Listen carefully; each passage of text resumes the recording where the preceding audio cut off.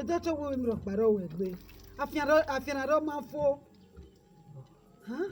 Make ni Philip make no uja na rie be gba firan. Owo kan ni ai mai make no ni lawo. Imami to e. Inside you. Say man. Go. Off, man. Off. Ite. Ah. Ite. Ah.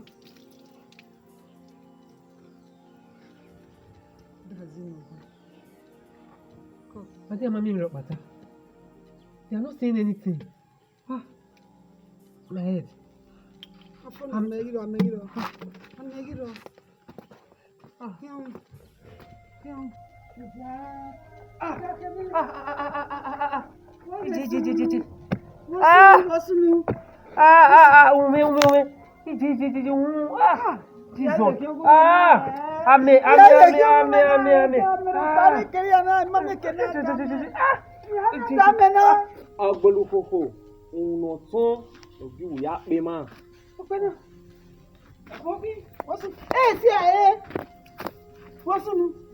wa gbogbo ba ye na bi agipa ye na wa gbe mi yo wo sunu ah tó yọmọnọmọdá ṣe bí gbé ìyòwò ọ̀hún ra òun náà va náà wà va àfihàn lèmi jáde rọ màá fẹ́. la wo igba lọkùnrin wo la wo ìyọ ẹsẹ kẹmẹ ní rẹ yìí. ọ̀rẹ́ mi náà wẹ̀ no rí Exco wọ́n máa lo de àyẹ̀wò làtàn jù ọ̀rẹ́ mi náà lórí bọ̀ kàn.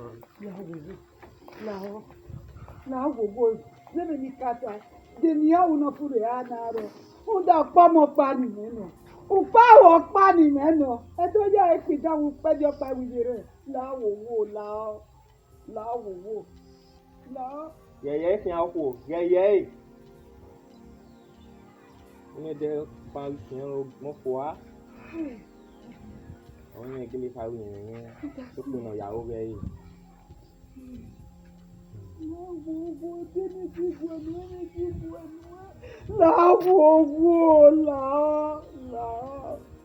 No fure que da reta mo la wo la. Mo ve gun la. Yọmọnọmọdá ní ká ṣe àìsín ìyòbọ̀ ìjínẹ́wò ọ̀rọ̀ àrẹ́dẹ̀ àẹ́ wọ́n á jẹ́ àdá nínú ẹ̀mọ̀gbìn mẹ́kẹ́ òwe ọ̀pá ẹ̀rì láì kànú ẹ̀rì wọn mẹ́ ìjọmọ̀nàmọ̀dá púpọ̀ apá gbìnànú wọ ẹ ẹ̀jẹ̀ àgbọ̀n mi ọ̀rọ̀ ẹ̀rìn ọ̀dà wẹ́ púpọ̀ ló wà rẹ̀ kún ẹ̀kìn ayé wẹ̀ o.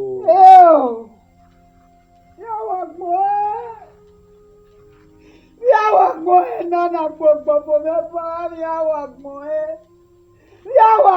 ẹ̀ náà yàwó náà dájú lọ́wọ́ Philip jákèjá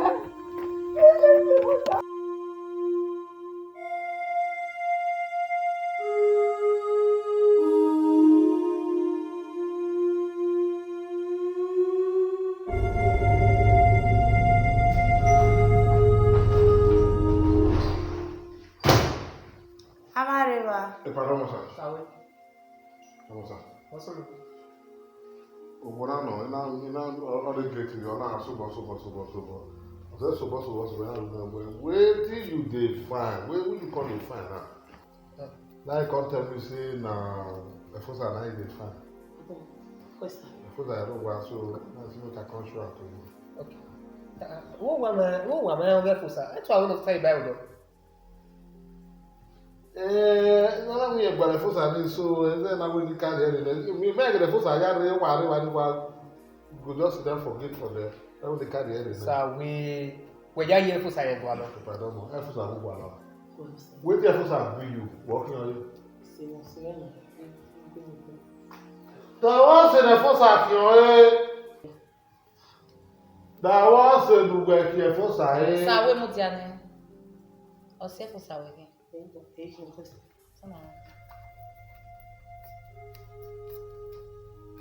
On se quelqu'un fait faut ça. Dans ce nouvel qui faut ça which can friend. Okay. When you go like that like this, faut ça come like that first.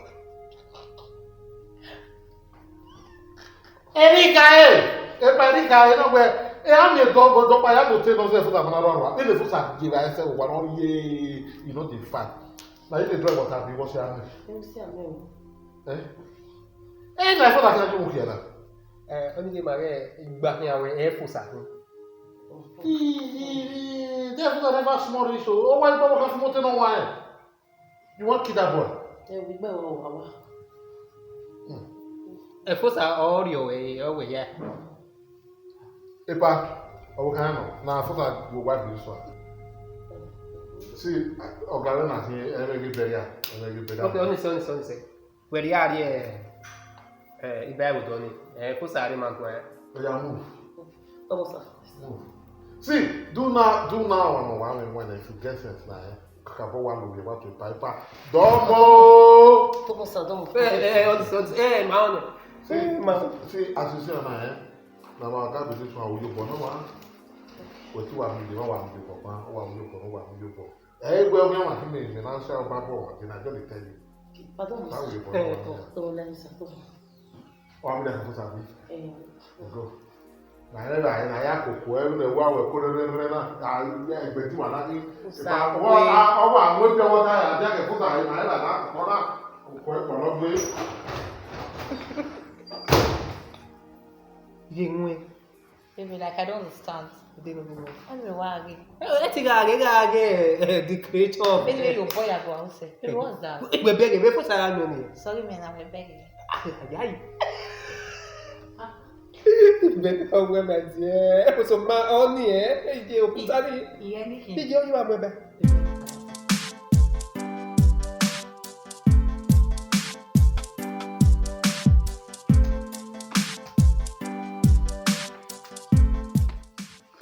Baby. Honey, you're still working. Yes, on a message you didn't give a reply.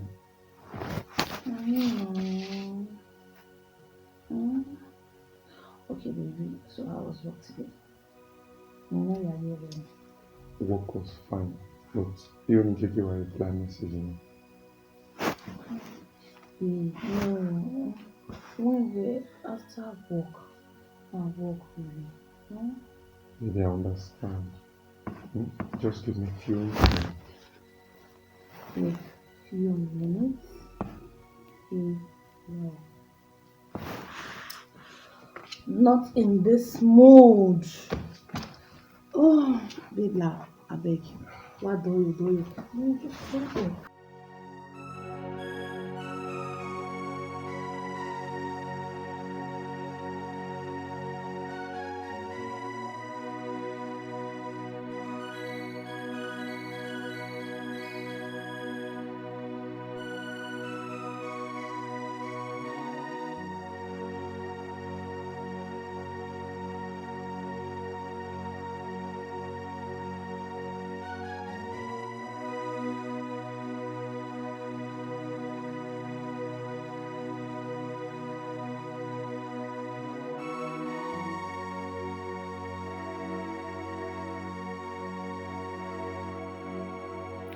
Baby, I think maybe you only discussing.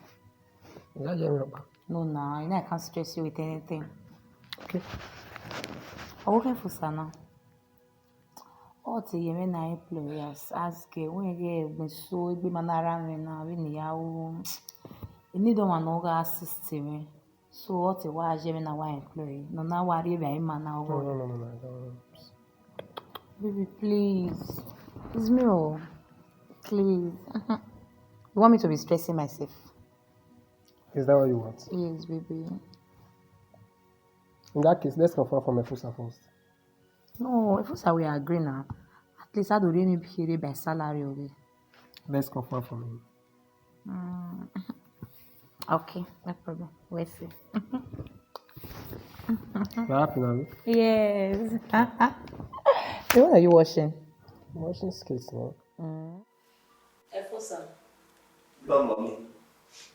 Go what? Oh, how are you now? Hello. You're here, you are. What are you?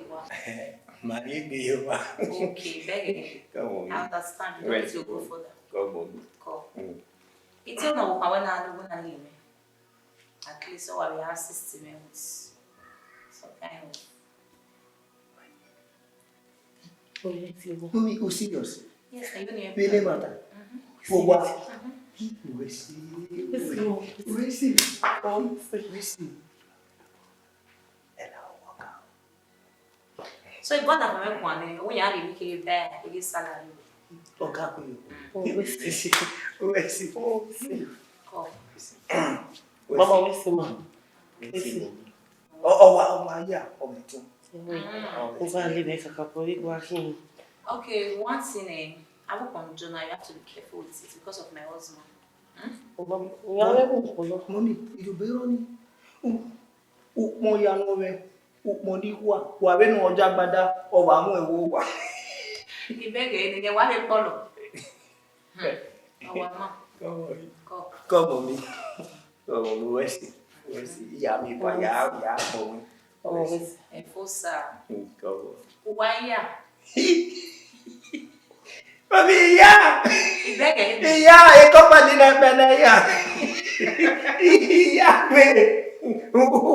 Ọmọ náà ó wà sọgbẹ́rà ọ̀nà ìwé owó kíra rẹ̀ ìjà. Onye ọsẹ ma na. Màwá yá rẹ̀ pé. Ibege ni. Wẹ́ẹ́ sì mọ̀. Ọsẹ nwe na be polo se boya. It's a No compliment. na mi ro ya we na se. It's a compliment. Ni ma wa kinya. Wẹ́ẹ́ sì mọ̀. The compliment gidi no. Ya de one of the two was. Atu ngori na ya we na o. Kakabo, doce que mandou. Nice one. Koyo. Efosa. Come on. Ìyá mi.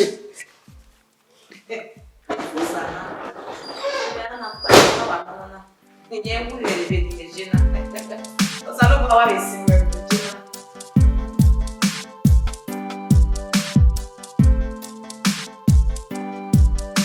Soquem!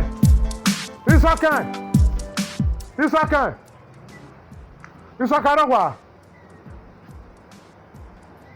Isso aqui! Isso aqui! Soquem! Lá! É mandar tio, é? Lá de. É mandar tio, é? Ẹ máa dá àti ọmọ náà yín. Tami sakere madam tie madam we yan agi ohun no de mi de. Tàbí madam rẹ̀ ìsọ̀kẹ̀ busy. Ìsọ̀kẹ̀ rẹ̀ ní tẹ́mà wẹ̀ mí yẹn busy. Lare, Efosa. E no la de onu we na. O mẹ́rin ní guy. E madam we nu ka mi soke we ni soke do mi ege gan agi eki. Then we la we me aka madam we isoke busy. Ere we ta da onu na. Ìsọ̀kẹ̀ rẹ̀ ní tẹ́mà wẹ̀ rẹ̀ nu tẹ́mà madam mí yẹn busy wo wà. Efosa, Efosa lare. Efosa, lare ne. Efosa take you doing na. Efosa. Si a enu ya bolo pa wa. Efosa. So, we no ve toi sema. We no ve wa toi sema Efosa. Agboya ife golu we si na ya le yi. Agboya ife golu we su ipu na le yi. Efosa ka we na yi don oga for you go na. No! Bẹ́ẹ̀ni ẹ̀kẹ́ wá sẹ́nà ní ayé efu ẹ̀ ọ̀kẹ́ kankan náà ọ̀dọ́ náírà lítà. Ẹ̀bà ẹ̀rọ, ọ̀nà ẹ̀rọ, ukparọ, àmì rúpa, àmì amẹ́, àmì soso, ẹ̀fọ́ sẹ́ kẹ́wé náà yé dán. Ní wàhálà. Sí àyè sí ẹ̀bùn ẹ̀ ẹ̀bùn ẹ̀. Ọwọ́ kan mẹ́ busy. Làwọn ẹ̀rọ ìwé táwọn kí gbá. Táwọn ọ̀wọ̀ kan ní táwọn ìmọ̀tán àgbẹ̀ ọ̀wọ̀ kan. Fúnṣà máa kó ẹ̀bẹ̀rẹ̀ mi rọ̀pà. Fúnṣà máa kó ẹ̀bẹ̀rẹ̀ mi rọ̀pà wá fẹ̀kù. That's very good. Madame o. Madame. Ìwé ló tí rẹ ti sọkẹ ló gbé màá bá dé. Àwọn mi kọ́ mẹ́ sọkẹ ló tí rẹ ló ti sọkẹ ló ti má together. Wọ́n kọ́ nẹ̀ máa ìmọ̀ sunu.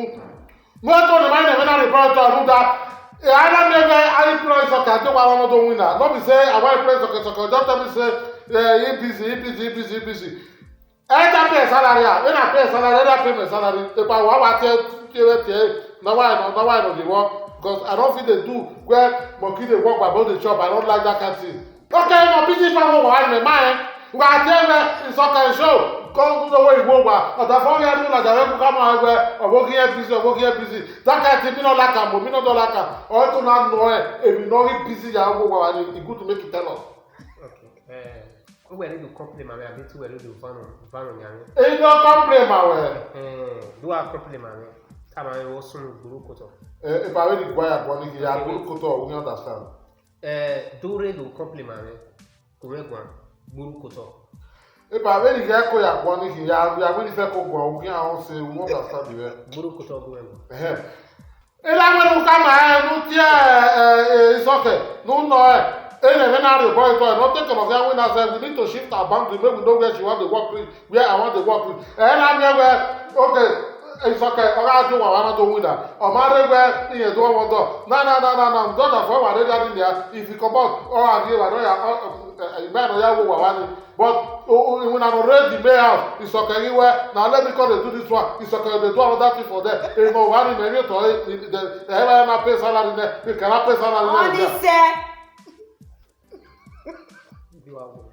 Baby, don't worry. Let me handle this. You are one. You know what? I'll be the one with sir. When it the way it's okay. Wait. Emma will explain. I'll be the one with sir. You know the my way. Or we know all you may. I didn't tell the mayor has always talking out the window.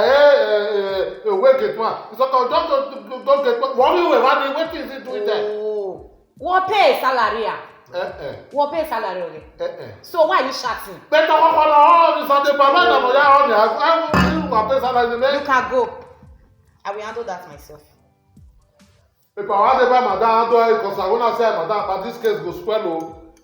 Chabali say Allah, I don't say madam, but I want to buy and do it because only madam can go. You are disturbing me. It was coming now because I want to say I go madam, only want to do this case. If you feel like say you know go do and now. So it's better where what here, who here, I got to tell my team matter I said to am boy to there. That the next time I go for my warrior let that.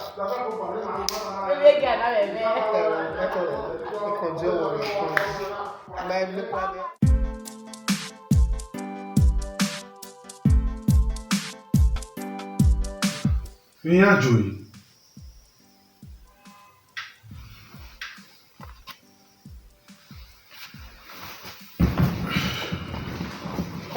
Honey, Rene. Where are you?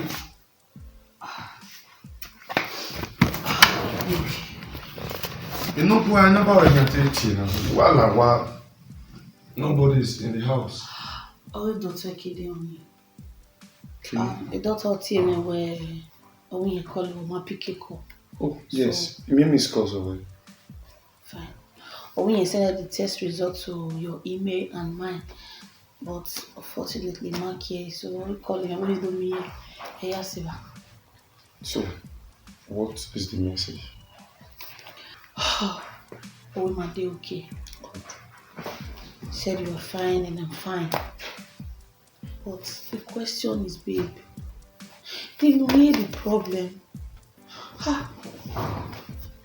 Baby, you are just acting like it's Komujo to share quiet. In nation, Babe, did you just say nature? And my man could there, my way so there. What it tells you know?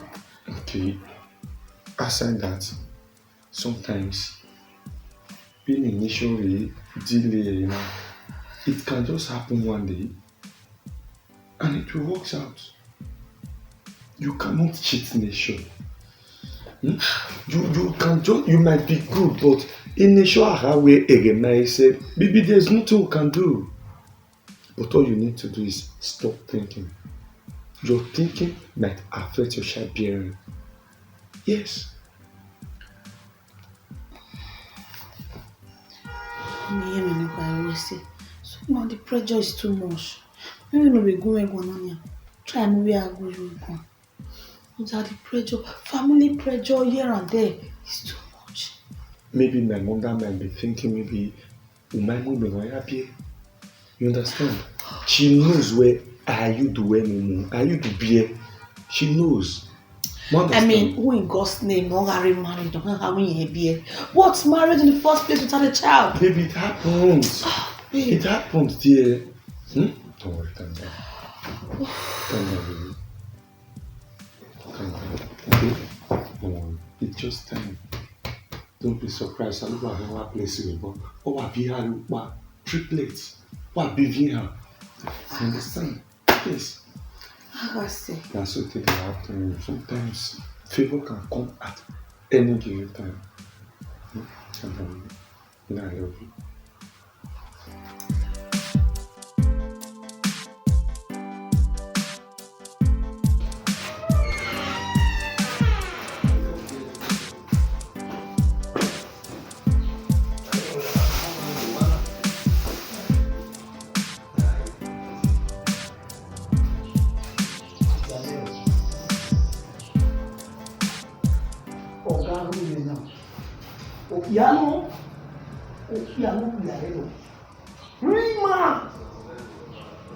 Ovian da farina, como é imune.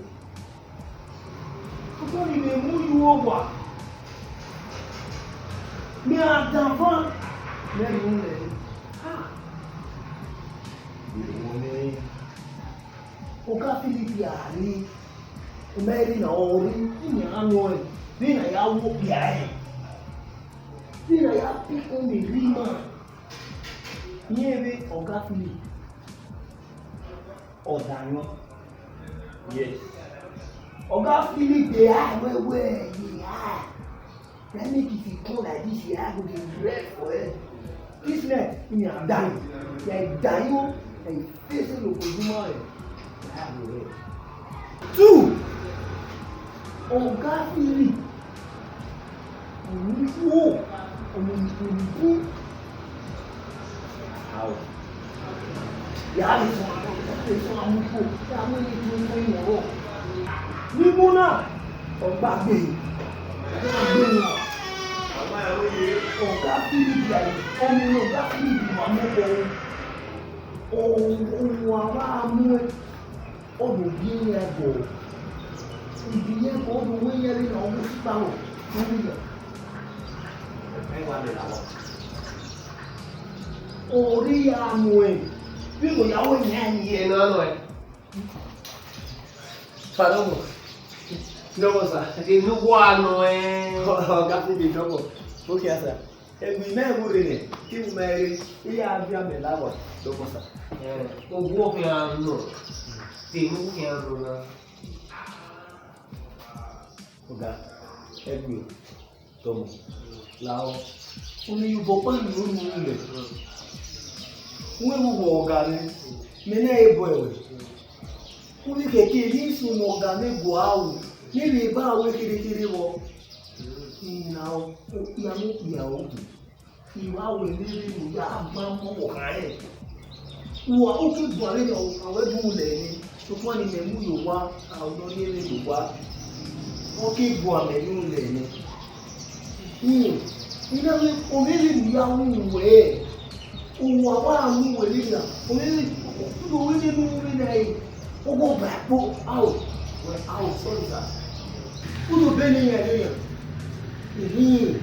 ìdí inú àwọ̀ ẹ̀yí fún mi, wà ìmá.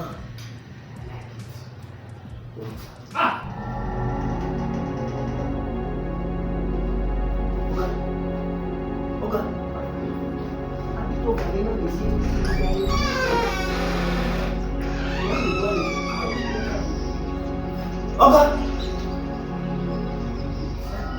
Ọ̀gá ẹ̀gbọ́n.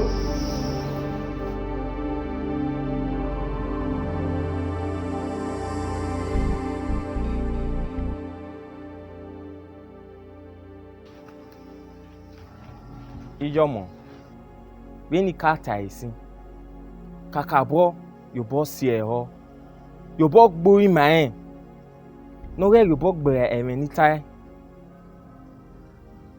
na gbon re do ati we ijo do dan ba o ri be no bi jo ma bodo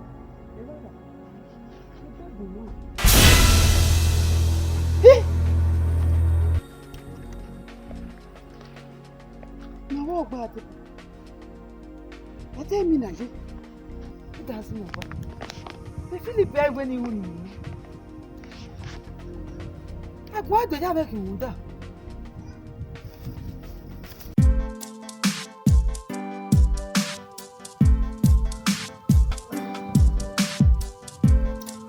Osawe. Nini mi nuwe ki efo, no ya adesi, no ke ki tell ni efo. Igu egun wa ge me. Riye me do ma ti ki ni de ni ato bo me ki, ise ti ta lo Ovian na. When mu riye me, what is the way what's up? Soke what ai? Mama ite.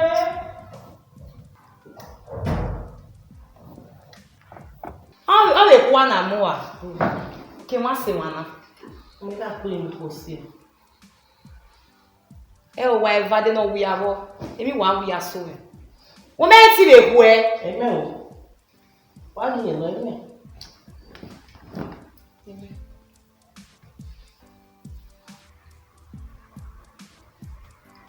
Soke. Ma. Ni na mi wo ya bo le ko ni. Shu mama. Wo do so na yin ko so wa se. A doctor. Who were letting me out in hospital? Or a doctor? Oh, come.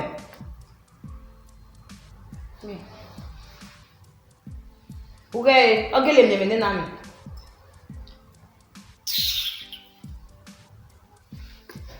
Who there you are? Why remember? Eh, why remember? Didn't you?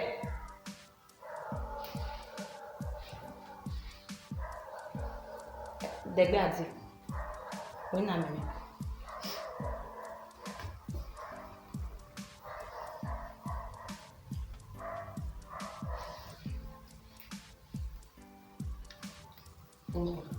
O mu jaye wa, wiye.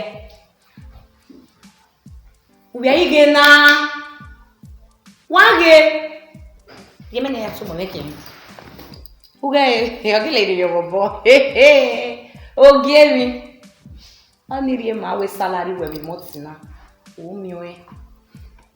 When you do that, Una igelere yo mobo. you won't go back in there. I'm going to keep here with one of the women I have. Uge, kiye ke choda no mujo. Uge. Me we talonya. Na agege no pa yo anu. So, imagine. Boy the baby sumi. Ise emi lo pa o, abege ina. Eri o wa ya go, ere ya le ya, o fun dia, o go are dia, o wa go re ya dia, egu me wan me bi so. Wo bi me. Ine yi go na kita. Who no ta na kita. Philip. Itamo, onise. Afira mabere. Philip lao. Emi ya no ku owo ma ya leba. Emi ne gbe ya to lo ma ya to lo. Especially wuki agbera maniko. Ogugu gan ori mima. I'm tired. Yeah, last week we were na emi period. Ni last week. So ma tu ama. Eje mo di.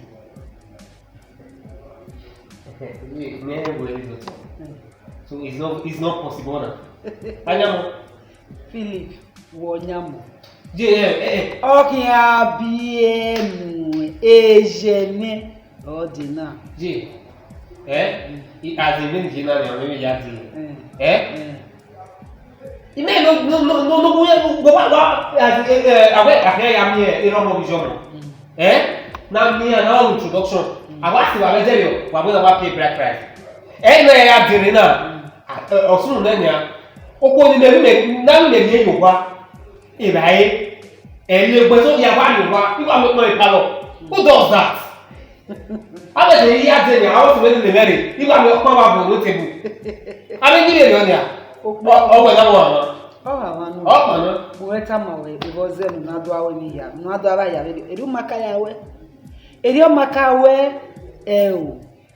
okwu anyị gara ha mane owu ga orimwe emi wu ga no mai ude eye do ga vele ladia odo aga no me kena ja wu ni ne no pe akun o money ojo wu ni de o bi emi wu ga ni ladia ne busy bi èèyàn pànùgá ihu mẹ́kẹ̀ náà dẹ̀rẹ̀ níta dẹ́màtà náà dóògè náà kúrì ẹ̀ àrí ẹ̀ òwúsì ẹ̀gbẹ́ ìyàwó test wà ìwé test ìdọ̀gẹ́ olóògùn náà dẹ̀rẹ̀ dẹ́màtà tàmà ọ̀ dóògè kàmà ọ̀ sorry. ó mú ẹ̀rí àná.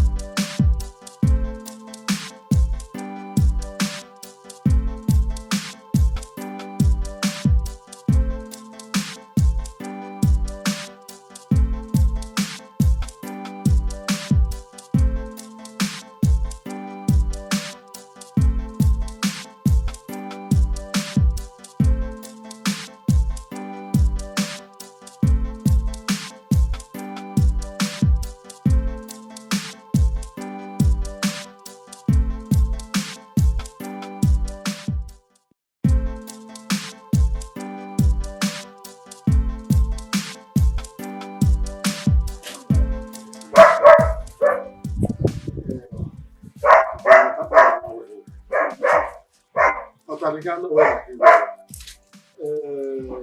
èdè fún àmì èèyàn bóyá ní òrèrè náà yẹ. Wetin you dey enjoy for the gate back? Ọkùnrin mi ègbè. Oh, seriously, mena not Canada. Because me also dey look this whole thing as e don full everywhere so. I do yeye say say I go here wey come out for where the guys are where. I don't come to my work. Èbúté ìgbò yé gbé. Gẹ́gẹ́ rí ọ because èmi ní rẹ̀ ọ̀pọ̀ òbí mi náà wà fún ọ. Mo bẹ̀rẹ̀.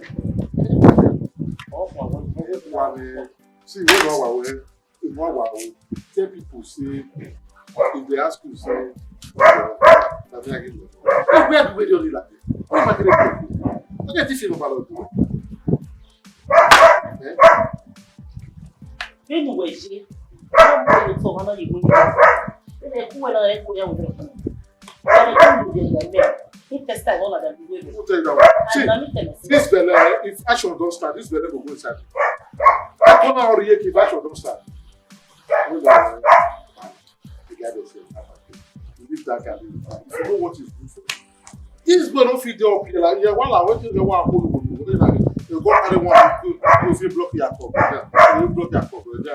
ẹni wọ́n yé lè tọ́ lọ sí i lẹ́yìn máa ń ní ọmọ tí màdó ayé múna fi yòókù pa ọlọ́dún àrùn wà pa wọ́n á ní mẹ́mọ́ ẹ̀ yá ní mẹ́mọ́ ẹ̀ lọ́dún kẹ́ẹ̀ bí wọ́n ṣàyà mọ̀ wọ́n tó ń bọ́jà táwọn ẹ̀dọ́ tẹ́lọ̀ fi ṣì mọ́ ni láàbò kẹ́ẹ̀ náà wà ọ̀hún òṣùwẹ̀ á sì wẹ̀ kò sí ní náà bọ̀ yẹn.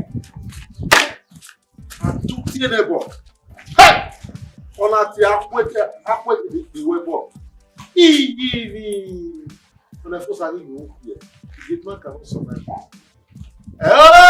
See, if you know what, see, move me and go manage and enter in case.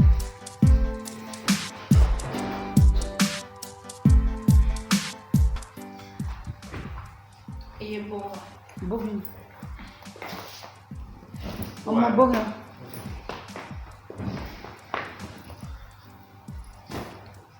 Mo wá ìjìnlẹ̀. Òkè àyíká yé ẹ náà. Níyàmù. Ije máa jóre ní. Ìdọ́tọ̀wé àwọn. Àti kìkà máa wẹ̀. Sawesi mo. Sawesi. Òpì àdìgbà. Òpì àlágbèdè à. Mari ni inu ya ibu na ni asisi ni yopi yani. Adi fuju ya ya nyobu ni. Ya me ni. Ani ayikana. Ya le fiji ya ari anyore. Sokma.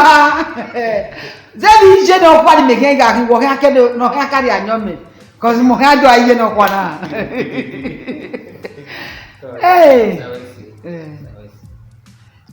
Ọmọ. Pe alagbede ane. Ibodo ayi sikemi. Sorry. Maji. Koje. Ije. Mo yi wa wo sewe na ya. Ije wen re ofuga ira mane. Ti popan ti le aye. Oda fun me sef we ti bi akwo me be na ije na. Sorry. Maji. Me kabi hama me be kabi bi. E ma ta no we oku aga hama ne. Ori do de lazy sokma. E o da fun ma ogo wa we mi ya. Ege so abi aro, lu ma emeti we wo da fun we ri jo bonu. Ege so ma wa ri ma we ege ya no. Nwa so e. O ga ri jo bonu e. We Philip. Ege nu kan ya ka boss owo kan kegbe. E wa jina. O si me kegbe bi se kegbe. O, wo kin asin e kegbe zera ami. Uwe ari jo bonu. Ede no mama TV we jo bonu. Nongi. Kalimero no. Ya ni ade ba no ni. Kwa gama ni ai le ba no. Ya le ba yo mama se na mo so. Ije atu bege na gwe Oni se kaya le ne wa we be no zero ami. We no we de ba no kan we. O be sama we.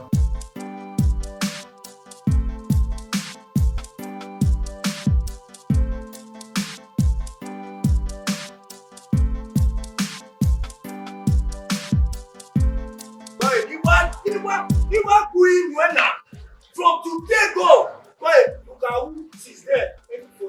From today go, I come give my maximum respect. You call me CSO, Chief Security Officer of this Ukoban. You are a asshole. You are a asshole. You are a boy. You. One day, CSO of this command. Yeah, the name is you. Wait, they look full enough. It doesn't suffer. Right? Even the everywhere. Don't tell me, no, I'm a married man. I won't give a damn with you now. I was at the radio man after because of bad character.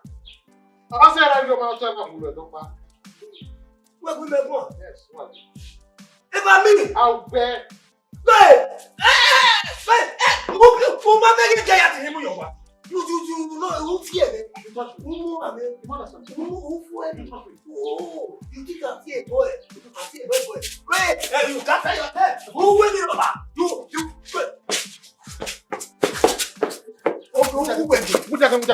Come now. I want to fight. We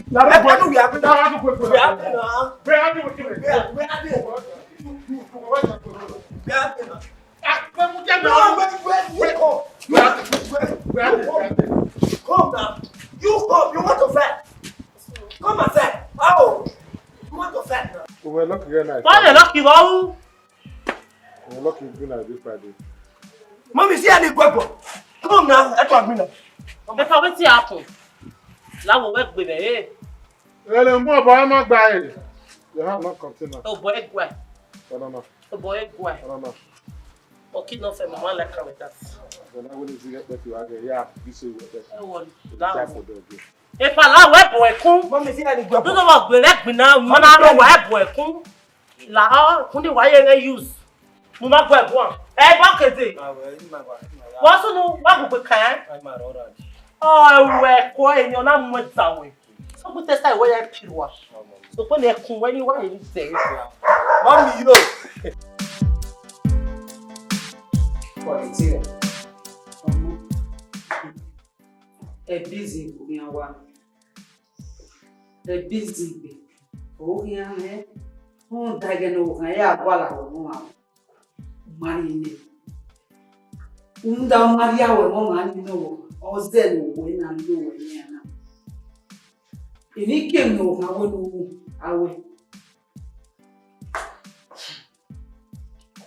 Ken no ni muni awe. Je we on ma possible. Nde possible. O ma de possible de wo we idori that you know what me me for ado agbo. I understand. See, okay, Kimi. Open the other name. Then I will do inside the visa. Oh, I will do this. Son, you. Oh, now we look back. We look back. We will to tell to that. Oh, I will love you. Will be. What? I feel. Again. Why pull out one? Are you going? Yeah, boy, yeah, wait, with 0-2. Why the boy will go? I mean, what you know? Oh, boy, oh, I know, yeah, no way. You man, anyway.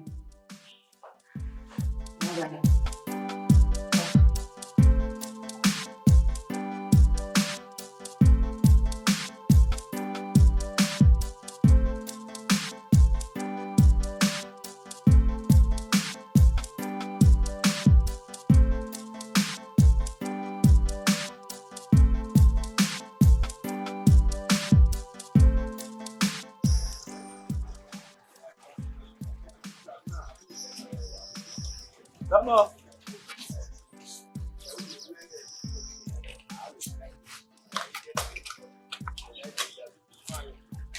Well, if I did, what can go Gee, I will be maybe for the past 1 month, maybe you'll be when there was not see me never to Amina. Maybe Amina,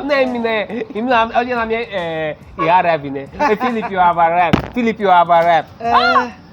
Imatama. Have rest of mind. Imatama. Okay, do not know. Ika mo na we mi kem no kan we nu riri uni una awe ne. Afina hen ga afia we. You know my way. Emi kem no riri tama we nu una awe ne. Agwa ba fina wa. Dogo ni no ya ya. E wa ya.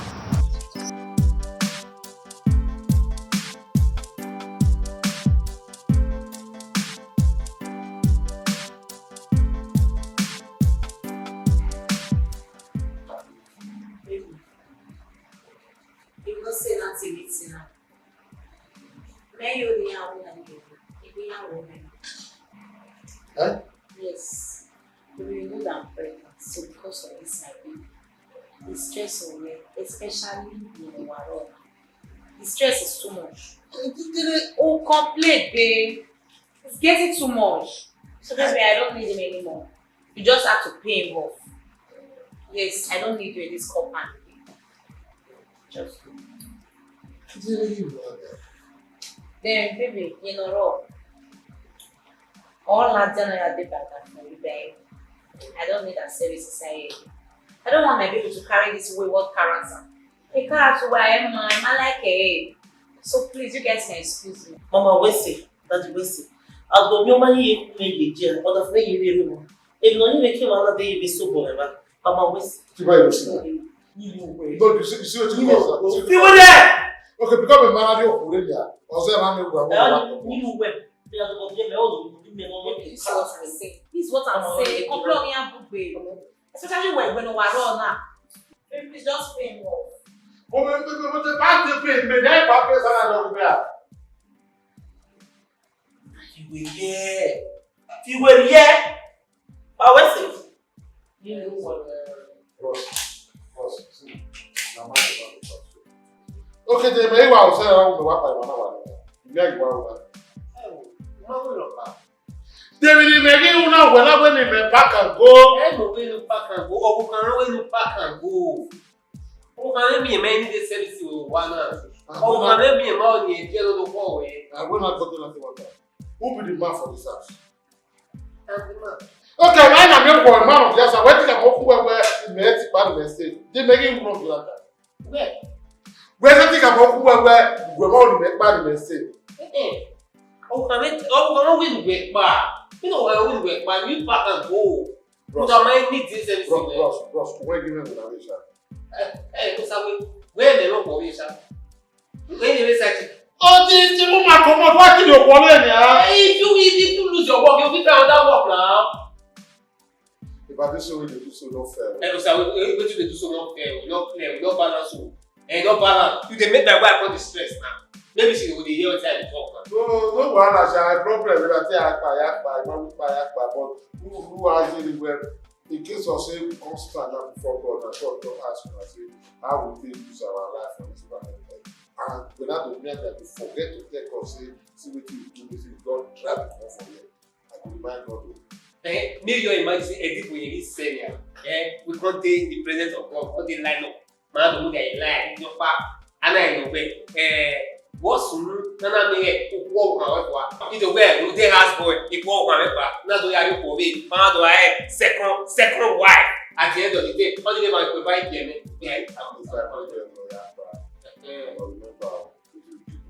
Because our problem here. No, God they look you, sir. We know. So this is not cost for I get your account. I'll send you money. If you have transfer, I'm going to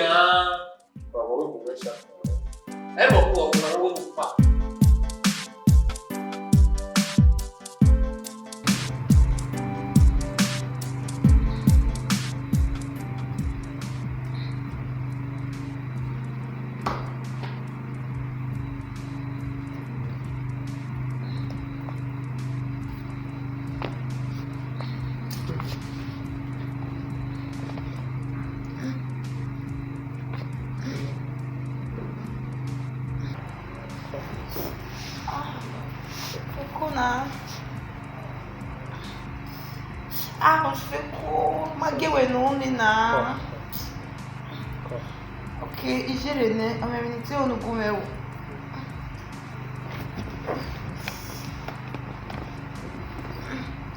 Yes, I know. No. You don't go calculate even the hour, maybe. Even the hour, maybe kill one.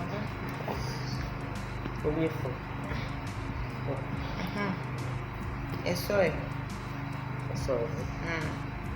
18,000. Yes, sorry. 5,000. Yes, sir. 5,000. Mama is sorry. 6,000. Sorry, Mama, sorry. Why are you shouting now? Sorry. Okay, sorry, Mama. 6,000. Sorry. And where's so about 5,000? Okay. Where's so Mama you know? So Mama picking. Ow.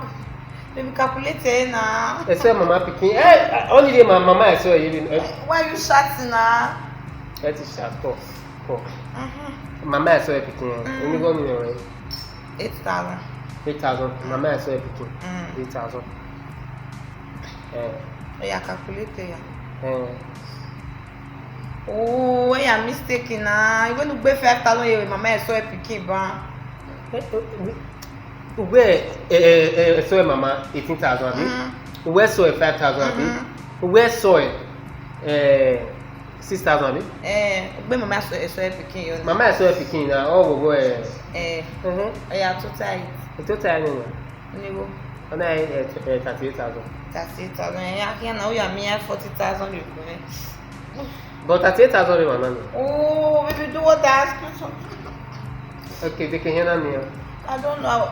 I'll just give you their number. You're going here. What buyer are you? Call. Yeah, cool. You sorry. Why do we make the barbecue?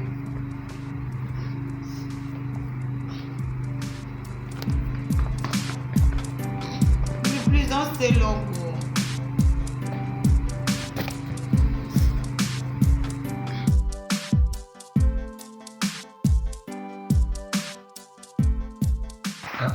My brother, everywhere we live before. After so many years, coincidentally, Omasobo, and it was you.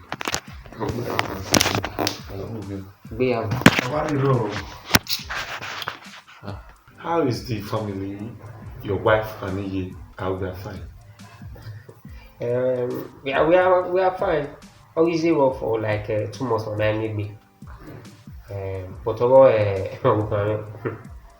God. I don't understand. Also, Etamaro misbehave. How we talk misbehave? Yeah, I take you away. Yeah, I didn't know you handle aspects in here.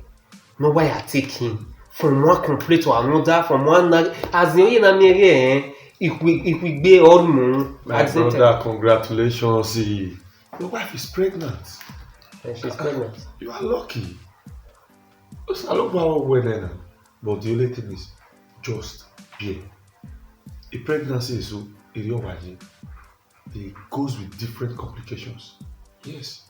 Different complications. Yes. Maybe or See, he's setting explaining about Israel will be in the right position to tell you how pregnancies are. Gross. The worst part now is Jane support all. You see? As in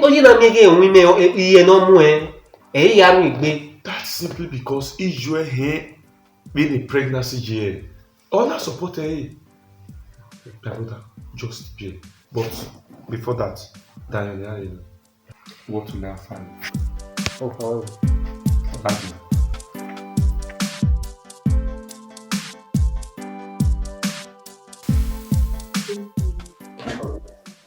Can you see the baby's kicking? Baby's boy. Baby, oh, I don't like this. Which one is it, boy? No, oh, no, baby, stop it. You need to start again. This very one is a girl. And that's what I want.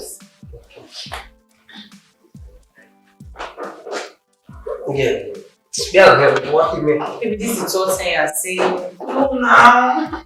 See, I want this baby to be. No. So they play more like Christian be the messenger. Baby, you know I know from a child and I'm 16 now. So this very one is a girl. Maybe I know that before. Maybe you're the one before. Okay. No problem. You say we. Okay. How are you, Osapolo? Oh, Osapolo is see a boy now. You're walking now. It's not like that. Okay, that's why I want to cry. Oh no, you're going to okay, you know what? It's gonna get me. Yeah, I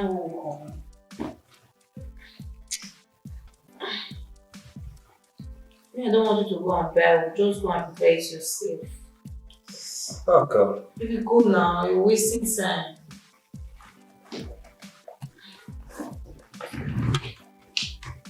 Baby, don't stay long. Go. Make it snap time.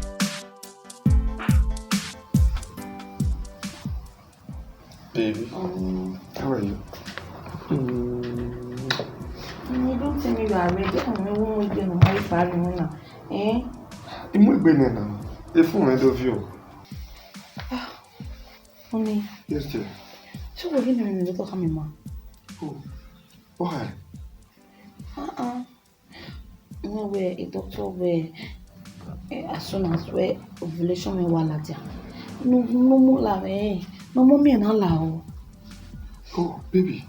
They're going to do ovulation as soon. On your ovulation we was when I will be now. Ola dia no be now. That's good. That's good. You don't worry no soon, man. Let me just go to work and I'll make sure I come back on time. Na, ima ono ovulation na do kaka. Ima ono kaka. Ovulation na la kaka ni onfo. Uni ima ono kaka. Baby, ovulation ka. Every time last month. And about your first day as soon, there was no good result. When you saw me, Yawa Juna, you got a water, you started. Onukere water kakane. O kakane. Ovulation you hear Baka. Ovulation lasts for 3 or 4 days. Ubeson and when I was treating them, yours might last for more than a week. We Amirove that first day. And then no one at the waki. When also I met. Babe, calm down. Yeah, Mudia. Okay, let me just hurry down and come back up. They know as soon as baby. Where did they buy my Just wait for me, eh? Baby, calm down, please. Don't worry. I will come on time. I love you. Hey, I love you. Hey, I am.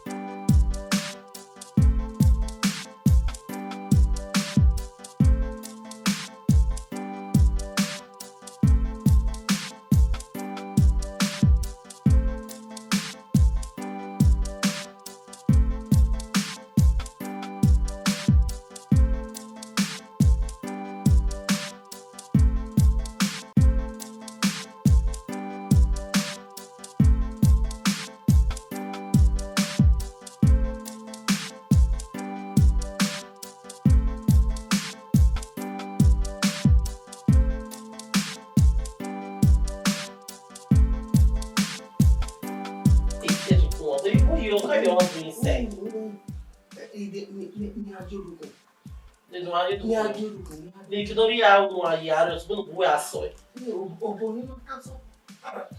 Uma canção. Zio boyo. Onde me abre na fila. E boy vai esse vaso na Yona. E vai no rio boy eu.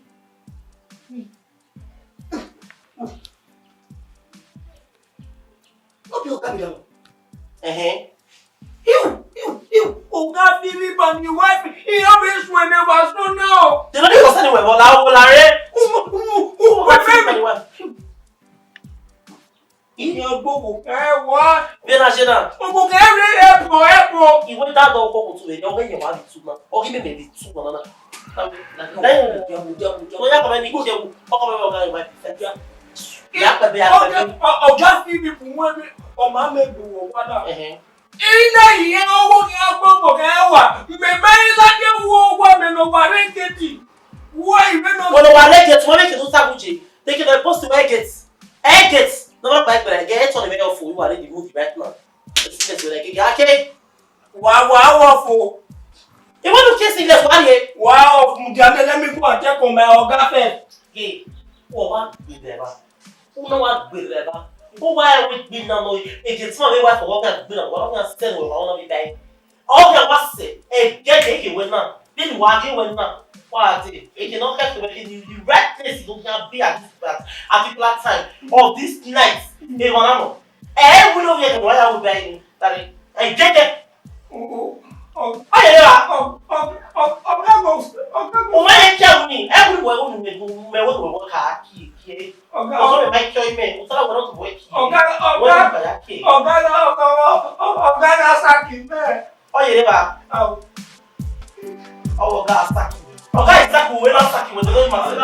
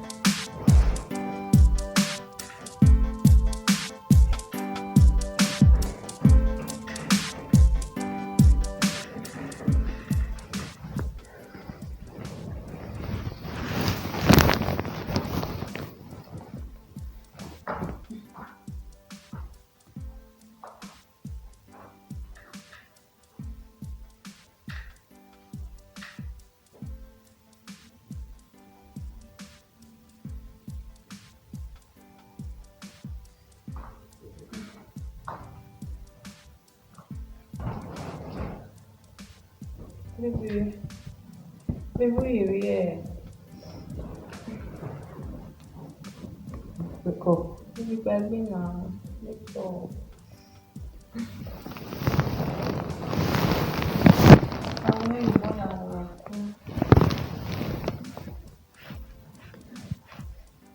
Small, baby. Baby, take it easy. The call alone you so. Baby. Come here, baby. Come here, boy.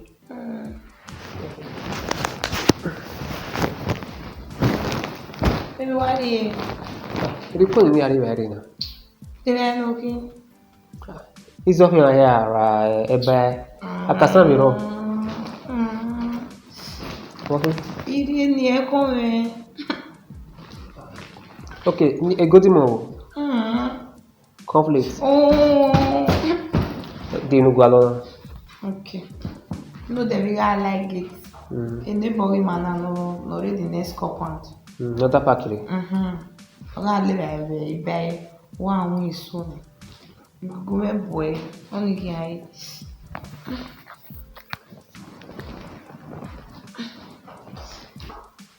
18 minutes after 1. Why you nika? 18 minutes after 1.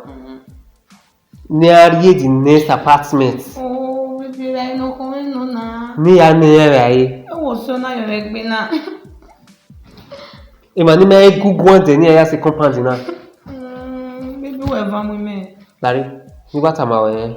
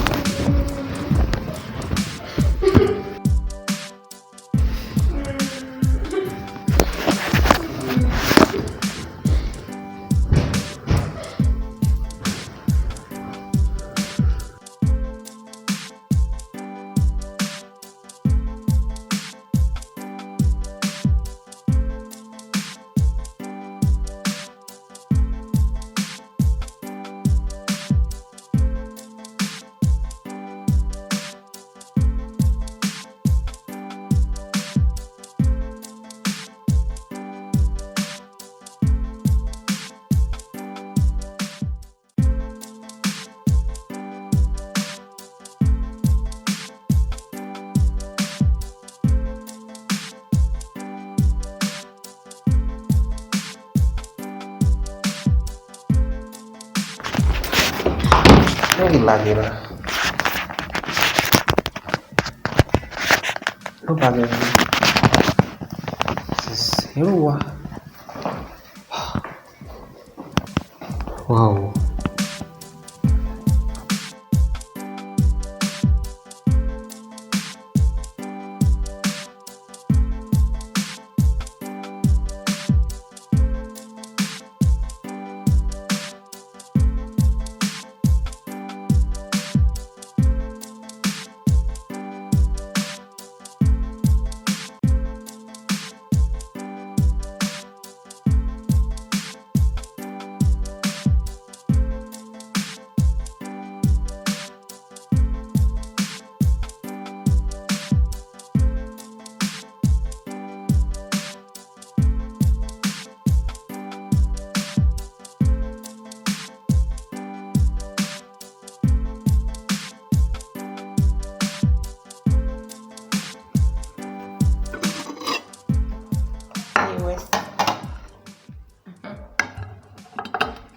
Ria no dia bom. Vai ser homem.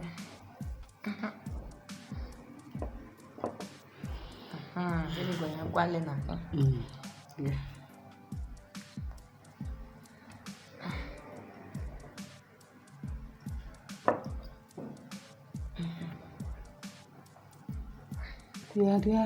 Eu hoje. Go.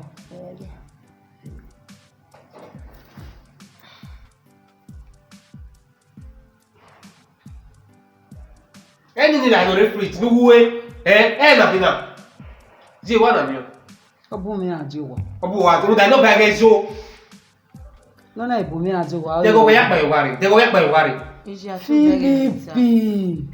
Philip. We as we ke ala sin ya ba le no ba ge so. Wọ́n gbọ́dọ̀ mẹ́ba. Ó sọ náà máa gbọ́dọ̀ àjọ wà ní. Mommy, ẹ rí ọ̀rẹ́ kìnìún náà. Ẹ máa náà rọ́bà o. Ọ̀gbìn yẹn rí ọ náà. Ó ṣe rí ọwà o. Nínú ilẹ̀ ẹ̀ka mẹ́rin rí. Ẹ mọ̀rẹ́ mọ̀ náà. Mọ̀rẹ́ mọ̀ náà ni àwọn ìṣe Philip. Rí ọ̀nìṣẹ́ ọ̀nìṣẹ́. Ìmọ̀ yà lè lúwẹ́ àjọ wà náà wẹ́ máláìkẹ́ yà. Rí ọ agémà o. Wọ́n rí ẹ̀sẹ̀ kọ̀. Yìí kiri. Ní fídíò.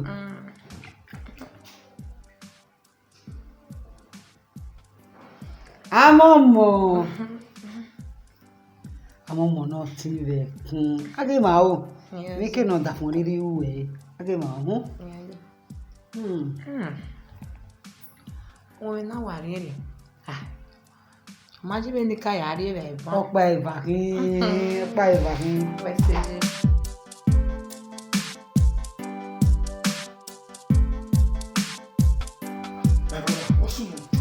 As in, I'm tired. It be worrying. You are shocked. We will tell you we very urgent. I hope all is well. My brother, all is no way. You know not my day way at all. Stop that. What's on? It's about my wife. Where are you now? About the pregnancy now. Miscarriage. Miscarriage. Oma give me up for me. As in, you made rest of mind. From one complaint to another complaint, from this to this. Imagine as in from barbecue. I mean barbecue na we here. No. The next one we are pepper soup. A pepper soup ẹ̀yin àtẹrẹ àlà ó pepper bugbe o. As different complaint. The next one we are ẹ̀yin snake. Egile la ma mo yin ogugogo re. Ogugogo yẹn na yo ah. Gbememe. Una me ke na ganu se gile ogugogo de. Different complaint no ma tin e to ori o. Ebi ya wa ga o te bo wa. My brother. So the pregnancy is so G. Yes. Okay, ogo tun. Idi oga aja. But tell us in email. O wa na yin order fún ẹ ẹ order fún para this stuff. Fi egbe me. She disturbed everybody in this house. You understand? To me, egbe Eriobi Wije. Yes. Eriobi Wije. You can still confirm from my mother. No, you no more so she'll put to bed. Yeah, man. Me wa we as in who send me I can go Pentecostal church. I be Catholic me wa hin we father. Yeah, me go rest of mind. Era me je me wa if father here ga kun you. Mo here ga as in I will just rest of mind. Ni me wa je na. My brother, we'll set it conclude the video. Abeg, give me drink, abeg. I want drink. I know no problem. Just calm down. Please. Bros, give me drink, abeg.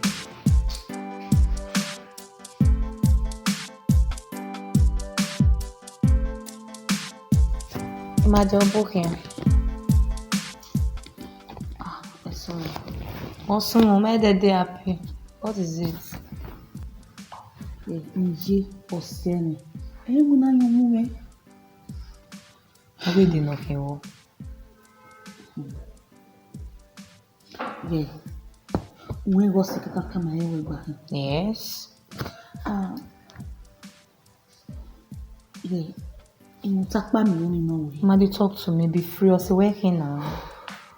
You can count on me. Okay. Just calm down. So my dear friend. What that for? Why kue? Why me be like they no that for where ya really 150.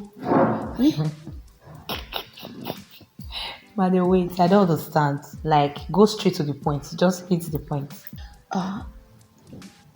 You know you're my very good friend. Of course. Never Siva. You have said him to come my way. Of course. You can talk to me.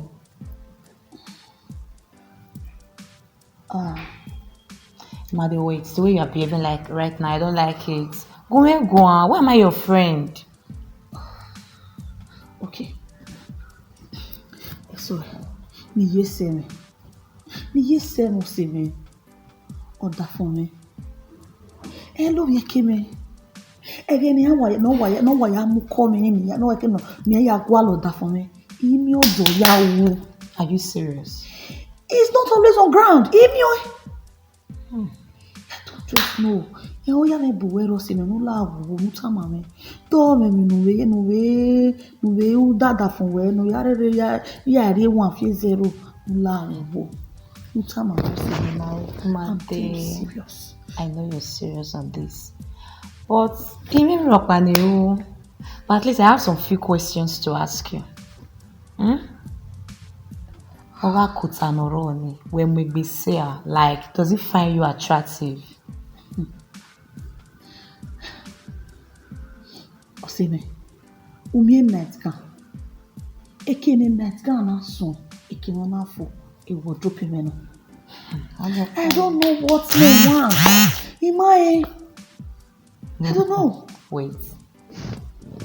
Like, okay, bed in your room. Uluwabi roll like, did you shave? Wait, what about toto? Or wait, like, I don't even know how to ask you again. Wait, you won't understand me. Okay, order for me. I'm like it away. Abolo ezoe. Waso wamena. Shave the stick of what corner ya. Niyazo. Eti wetene roll.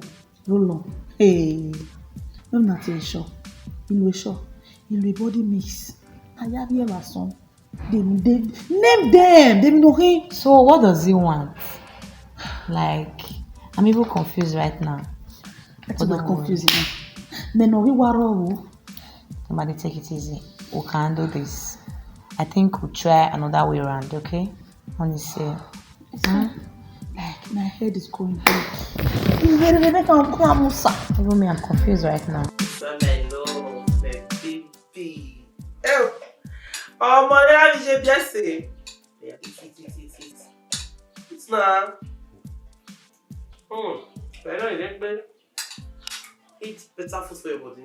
Come on, medicine. This one when on anybody now. On anybody now. You got a man. In a church service, you are put now. We get all night prayer. In fact, now me pastor say go lead prayer for 3 straight hours. You say make I shop, oh. If I shop, not be say you go come say later say me I come work put oh. I not there as now say me I just tell you down now. If you say make I eat, I go eat oh. May I remove fear from my mind. Now you say make I eat oh. I not there as to work oh. You get it, Yeah, we see. You know. Yes, I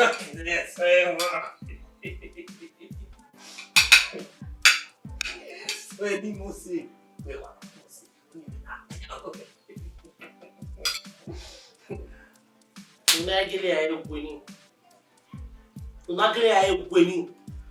Eke no mana yo ma onu mu na wana onu ye dai. E reason o. E na be na okay ya abdel with church.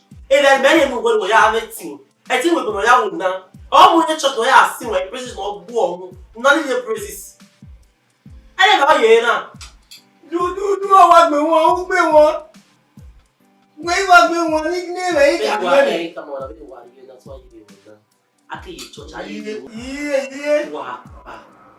Really so pa wa no ojo nya wa in fact we go nya that story ni wa ama ojo di ko da wo eke mo ni so pe no ri an fu wo ko ta no na get digest ta no o dia so we wa me abi ni we won no na wa ke baba na so ni sisa so ya ju ya mu ya be na so that so as we go our senior tanu atigire amuni pastor Baby, I know you love me so much, but the question is, do you really love me? Baby, I can do anything for you. Like seriously? Yes, now. Okay. Let me nice, Okay. Baby, I'm hungry. Okay. What do you want to eat? What do I want to eat? You know that girl that normally say Abasha? That's Calabar girl now. Okay. It's Abasha that I want to eat.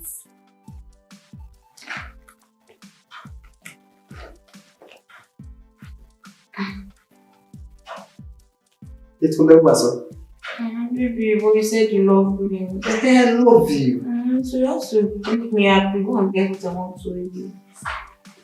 Abasha. This time of the night. Okay, you're not making Abasha. Baby, stop raising your voice at me. Go and get it for me. I'm sorry. What I want to eat. Okay. If I'm able to get it now, you will be okay. Go and get it, baby. But you will be fine. No, I love you. I love it too. I do anything. Thank you. And get it for me. So we'll never shall be. Any other thing? Oh. I'm coming. Okay.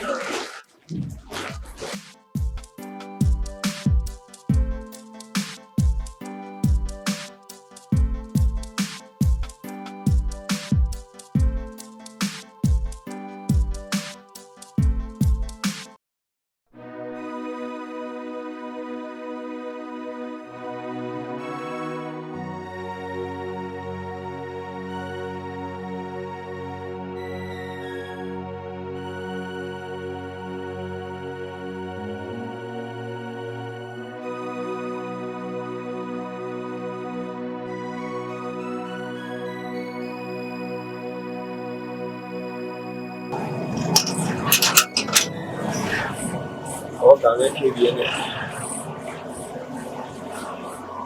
Un moto gamé moto. Omo rugbe. Ai be rugu moto get Philip.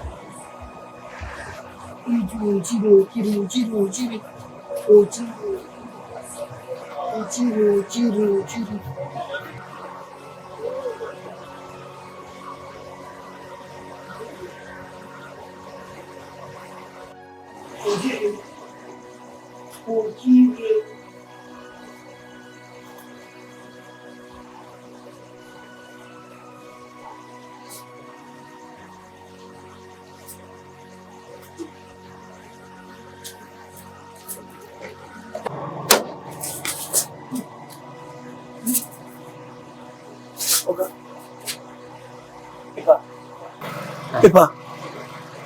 Epa. Fosa. Epa. What's Epa. Ude okay. Yam. Epa malawa. No. You can go. Epa Umade okay. Whoever dey okay. As the chief security officer of this compound, Umade okay. But what's your own one eye? Udolo your moto. Use madaya. Fosa. Epa. Fosa. Can go. Epa Umade okay. Come. Malawa. Fosa, go back to your duty. Iyera Moisa.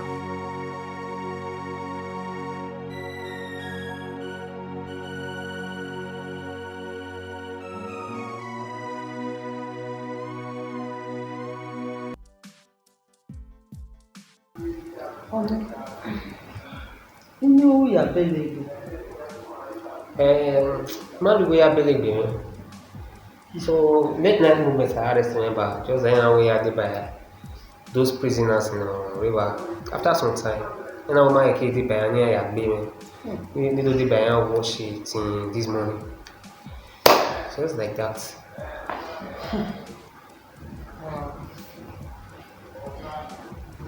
Jay, I'm almost at the part where you say.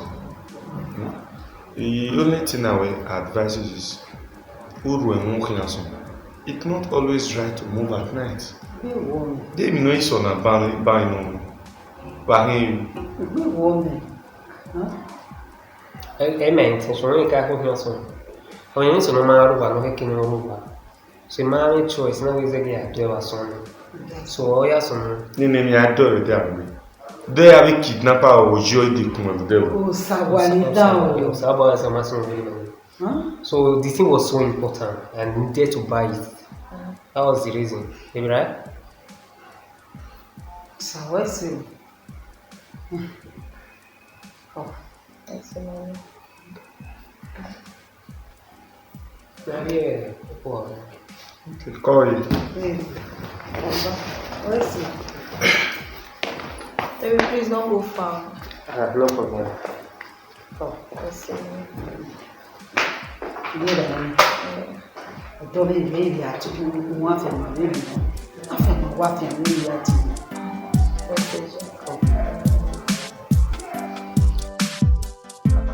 don't understand. How come? I managed. Eh? The police say I'm Mutaweshi. Me and I'm where. Come on, marry the ET. And I'm who we are not to activate police move.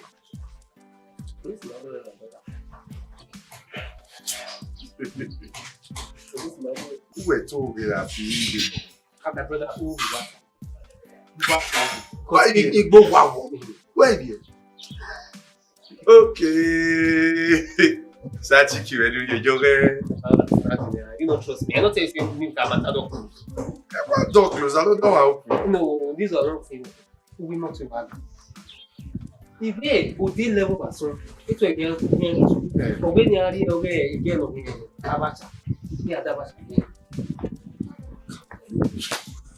If I borrow. If I proper. You know, no, wait, I mean, Abacha, there was my brother. Abacha, my Abacha. Oh, boy, one special day. No, ni gualo anywhere you are doing. And no problem.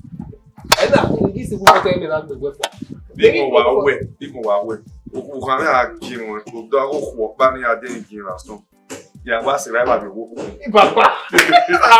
You get more now. Yes na. You get more.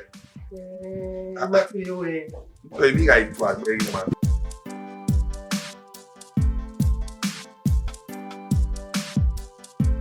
I will not bother na tell matter. Eta go want to hold. Who you dey? No have problem no. Wa ka gele win up for the o kan wa ka gele win na to go drink. Gele ya da no wa gele wa da. U ya won re wa o. Ṣé go yara ma? Se do we ma bege we enini de ni e ba gbese we gbe. See. Ko ni aya ni o bobo mesa wo ge. Egede na ta we ala lo se bu me. We na me na te wa de ku me fo. Me dey tell you say wa gele wa get get kwa no von we. Wa ta no wa nu we ni action bitaye. Balemo bitters. Na charger, na to pa te na charger. Mo ga son. Na charger. Wa action bitter bo here. Ora van we balemo. O you na get the go takiri we pa te oga beg. O ga re o de 67 one na charger. Gbe ya won re jo a o. Ni ko yara na. Egbe ogwa. Me ba ni me wa gwalo. Mami ya iwa diwa au mi wa fan mi ya da so wo o ri amuye na si omo pa ni akudi ma se ati balemo we balemo jokomo we Jesus umane de adie ma me ge ma na ro wa na we man neme na si na te jokomo ni why money u de predator pa bayi one predator one jokomo one why see only is a nie o wa do nie ta we na we are daji oh wow bo to wa kan yo mo iwe block wa be ran yo atu kwa na ready ball o you na me ball san e kwa we are kan yo kekaniki o we are gbori yo see let me say oh when we came san yen o mai to yen tesha Omaita hash. Yeta, ni. We don't see a way, if you dig where. She go hear them now. We're not Jenny, we're not Jenny. We can't really deal with the boy radio. Esiko, I will not get that way. Only we see Keki. We are too late to only wet to I can. We are David. We're not going to sign here. You need time away no waro to ina. Of you bomb or green. You ya be bad.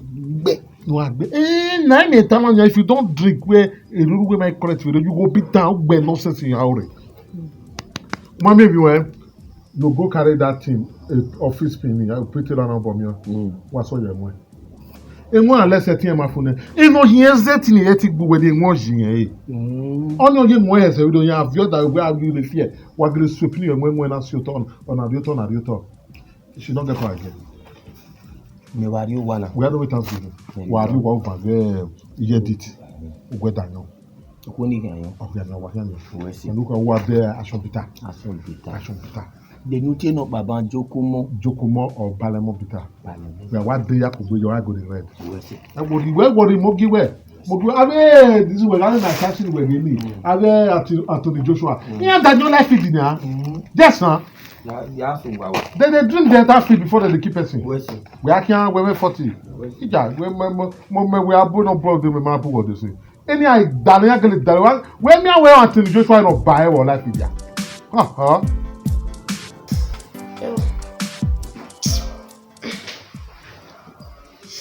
Oh, we are one woman. We kuna woman. Ya wo no da fun me ko me wono na ti ko me wono na ya be geun e be rere e be no ko me ibe mi o no mo se be dere ave je ni e be je o ma ko me we iri mo be je a mate o me de se ime mate oh we dere me je we te je So, Wami was na for me no ya ge no na ro na gume o wa stress me rere ya wo no ya de mi gume mi no ko me mi ni no mo wa bi stress me ri me mo je a oni se eri we te reje o ke na mo wa yo ya kan yo ke na kan eri o we na no we na give it na oga egbe mi we wa wo na just this few minutes eri we gele we wa o se no pe ya le o da fun we no love you so ma na ile ni ha no yo bo wo me kun wa complain we be complain na so se ni na yo bo wo maybe no just here oh say we calm down don't ya calm down then oga ebe ni meje o wa ti wa la o ko no ma na yo bo te ngba mi se period kekan imi we yes o be la o be zeti ala o obi me na la o de mede yes tito da fun we assist me na we ama ya gi on we rere eni no mo wa lo me egbe wo me ne ime go we I wish like I'm wishing ti wish we everything mo ama me bu ama o do ro pa no wa ro me ko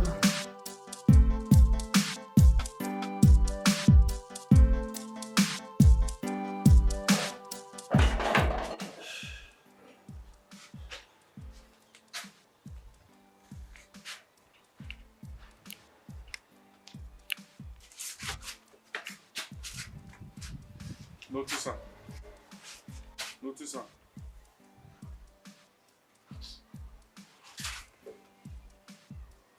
Força!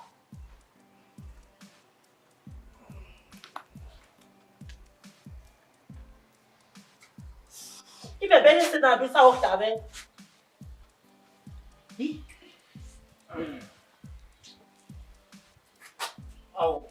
Ovian, vai vir me matar isso aí. Força! Ovian mesmo. Ih, olha. Olha, amigo, eu não vou não é esse. Ih, força! Don't push me. Anyone, eh? Oh. Ladeo. Ogwana. Baba na nya. Uno baby ba when ya with your dirty mouth. When I talk to people stand up. About your father me. Bẹ́ẹ̀ kó fún abẹ́ wọn níbi èkìrẹ́. No, not go the way you play, man. Good. Also, windows are that place. Under my man, by the time I finish 3 bottles of Action Bitter, I'll be a man. I can beat anything. No mountain before Jerusalem. Ye mountain. Right now, only die. Yeah. Only men. Men is okay. The men is down here. Enforcer. Oh, this woman is not respecting me. Enforcer. Need that here now. Osa, what you wear when we are one and we do yell men. As you are looking at the men later, why make the fool not you gonna go? Oh, what up? So what? Need that here now. Is that? Eva now. Is that Donald? What is that? You need that. Oh, wait. The men is that. Oh, wait. The men is that. Wait. I mean, what else are you aware? Wait. No. Mommy.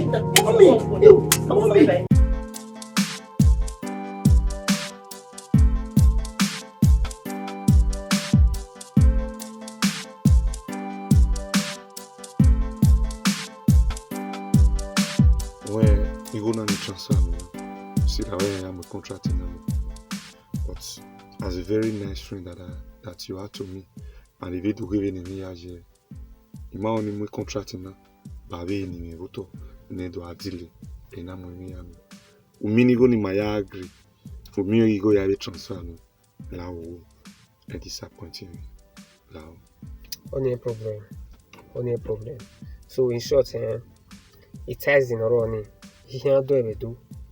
So yeah, while there from Lagos, no me not the fast. And some of those funny shows in a row. He have them Abuja. Near when they do mana. Near do who pay like 10 million near funny show wire. I don't know only away when I have that is their problem. Near where have you married? Here where in 3 days they are done. Here doing so I'm bringing people from Abuja. Problem. You know. Just that you may not extra or you may give out on una. The only thing that will happen is after the whole job, then you get a percentage. Okay. What will happen is what the percentage you last send them. No. About that. No. Finishing una. Any profit, we say think of that. Then you know what to give to. Man knowing the more you high jump, no do stress to do the job. Well, how we doing? Another day, we want to now. Wait, I face it business. Continue the project. My brother, I big boy, you know. So now, you have him. Me I take away out. Thank God, more drive again. So you may do me where we want. Me I will take away out. That would be the best. No problem. Let's go now. Waiting now. Oh. Talk to me.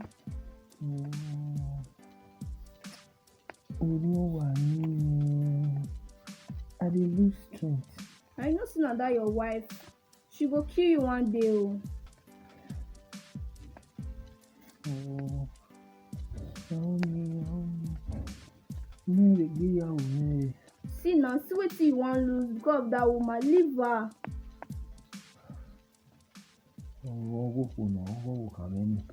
Leave that matter. Go take the matter. I get plans. I dey plan better thing for us. Like seriously? Wait, a plan in no way. Yeah, it's your phone. Just leave her. Go my paths for go. Nobody dey there. Now leave me one. Me and you go just dey there together. Good. In a plan, no. Okay, now here bala. That way. Uri de gueve. Uri o gueve. Only help me get for me now to just dey knack me. If you no want another vulcanizer don already dey like me for there. You go dey vulcanize me well. You dey get? Oluwatana. Na sleep bullet another vulcanizer. Boy. If she kill you, now you know. I don already get vulcanizer already. Oh, we be eating away another person dey wey go dey vulcanize you. Yes, na because you no serious. I vulcanizer me. See, boy, yalla one. I don't get power now. Me, I know dey go. Na my hand you wan die, person dey say small pikin kill you. Me, I know dey follow you go inside house o. See, when you recover yourself before me and you get anything again, if you no fit recover, follow the vulcanizer. No pay vulcanizer. I say I get power. Why you call dey cause am? I get power now. You no. I no fit o. I no fit keep person o. Vulcanizer, I'm your sleep bullet. Okay, now Don't touch me that way you call me. No, we no go inside. We no go inside. Come on, we just sit down here. You won't wait for vulcanizer. Omo mi o wa lele. Wait for vulcanizer. I wait for vulcanizer and for vulcanizer.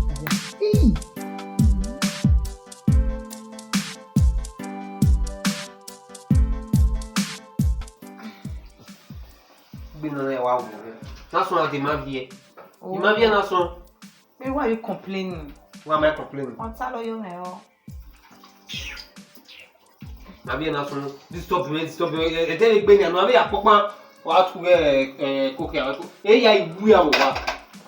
You understand this one? You come and carry the pregnancy now, so I'll be washing the plate. I need time away making it here now. Where are you going to? Told you about the contract. So? I told you about the contract. Of course, you told me about the contract. And I'm traveling to Jos. Traveling? Jos?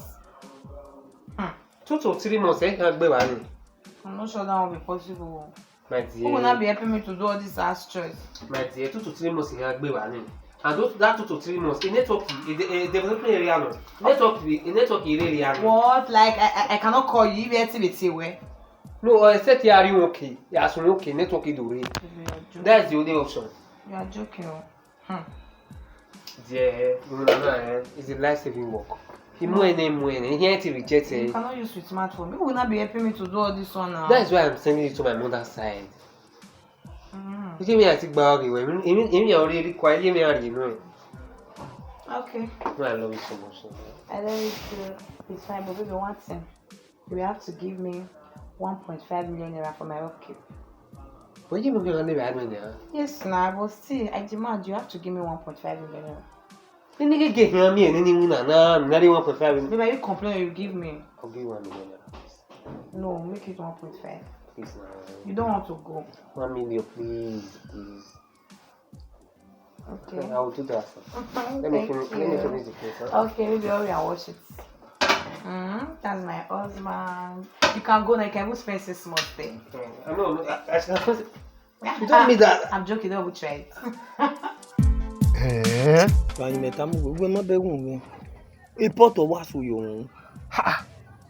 Why should they do that kind of thing?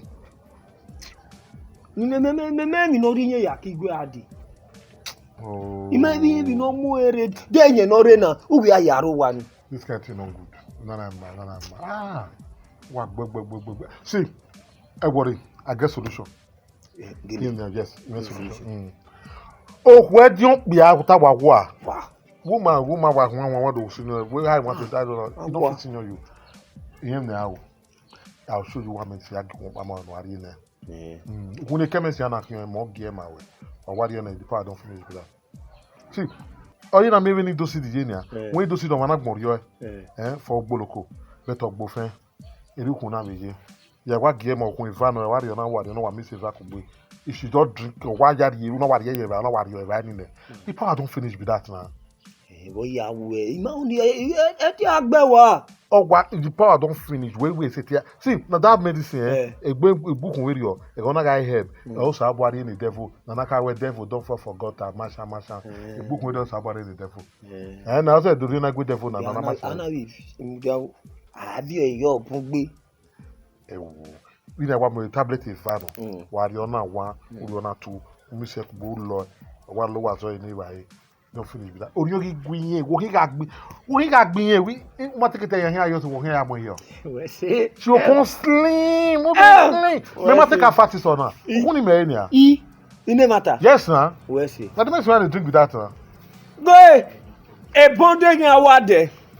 Ya wari and morning, evening and afternoon ya wa bi oyo I will get here and no go do kamegbe or we kamego do ayo to mo HIV. O ma ge mu HIV. We ma. Jeka. We kan do ado. Ogboni gbemegbe.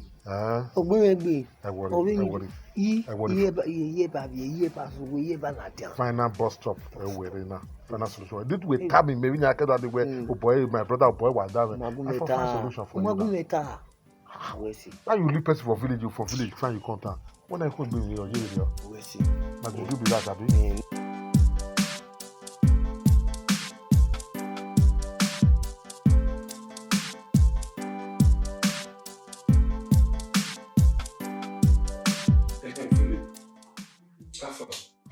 Have you come in that shop? Any of my day, please. Sorry. Being my way, it may want to say, I winning you. So when you are snap it about later in the evening, we are here. So everything is in place. So let's see. We are going What's that again? You're saying I'm watching. My brother. Be imagine anything. He may well look here, but comfortable. If you see, if you know how many if you know how many you know how many years what, over by this top there. Then we come over we contrast in 3 months or week. We have to tackle it very good. And not that to tackle it. So like now, we can have a good dinner. Yeah, but in the next 3 months, one guy get happy. We walk in the middle, brother. But to tear if we make one, if we make one show, then I can imagine network massive. I participate in the one, my brother. Can you imagine? Anyways, the trust of them. As far as we reach 2 weeks time, she can't stay. As far as we made your last image, I'm not giving condition getting us to transfer 1 million naira and work it. The trust of them. As far as we go, she will come and meet you. Bet. Or humble with it. 2 days time, woman here. Oh, my brother looks on me. Nobody want why are here? So, and the company another so we cook a barbecue. Okay. Yeah, a barbecue mean. Yeah, guy invite me. Yeah, the visitor. I was enough for you. Ah, boy. I mean, prawn me, fresh one. Yeah, I saw selling separately. Yeah, those days you will cook fish. Ah, popo. My brother was down. Easy. What? You do. No, you have to get contract.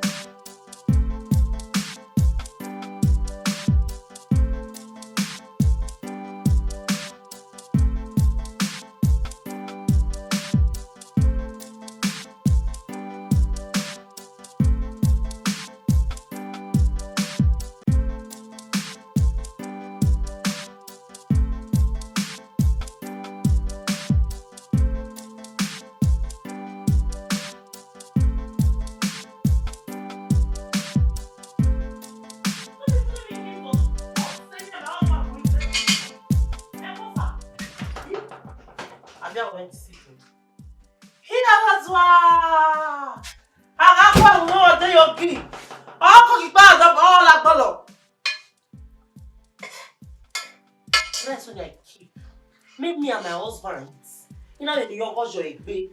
Mom may see food chop. At the end of the day, can say ba honor your if I need to keep or the man. What's up? Hey, what's up? What's up? Mommy. Hey, mommy, not boy. Down. Again, again. If I don't want to die. Mommy. I don't know why you that black. Don't follow me that far. Why they vex? This food, what happen to her? Food that I keep for kitchen. Make me and you chop. I put respect for your body. You don't say that they put you for picking. Why are you now with your boy? You know with that of your fear. You know with that now with you. At the end of the day, we see that una ya here you know. If I may keep in my farm. It is you. Mommy, you mama we there now. Good. The boy dey umak Europe. Okay, yeah, again. Ena Tony ena the big legacy. You like that more like the pay ba. Edaena. Imakuro. Edaena. Ukuro. How? Ukuro. Na make we na waje na. Oh, ima you book. Edaena eva. Una ya ki okwe wala ro. E plan bi ro. Edaena. Walk back okay you for. Since we sworn to where what if you ka wa di gbe ba ni. Ka wa di gbe ba ni and why you dey there for to you dey win na yo. You win na ga ye ba na win na to win. We are really so simu na ni. Mommy. It dey work out here na. E wo where they will make here. Me a staff. We are jadi me or say that me aye because they na 17 na yan. Bye. Ayo ga we ka fi aye. Who era no. Ya gbe ku je tu o ba e. O ye. Ara no. E da na me o me wa to go ni wa won. No wa we gbe ma na mo gbe su ma e mo le gbe. No wa wa mo to to. Ranu.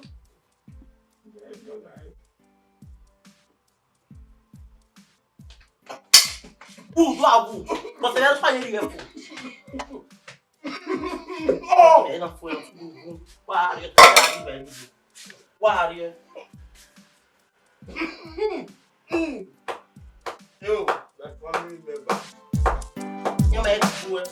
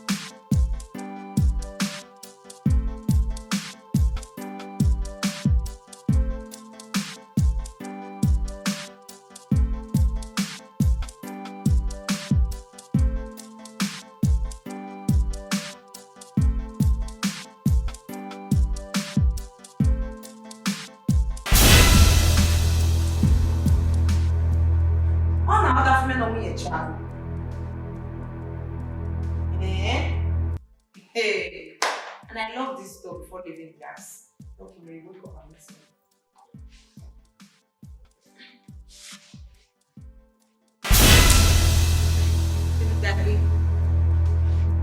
So my travel. Uma travel, una will travel.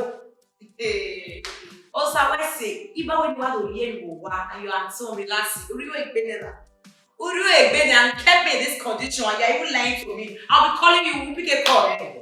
What is that? You might understand, you know where now I said. So you're not lying to me, you are deceiving me. So after putting me in this condition, you are deceiving me. No, baby, you know I cannot do that. Are you okay? It's okay, relax. Oh, yeah, do it. You may know.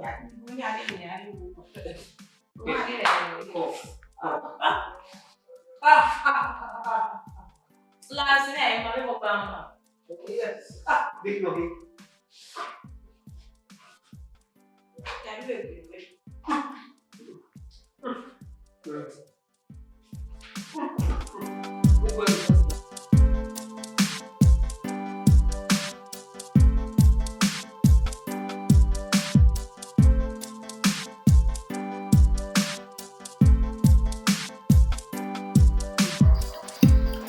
Baby.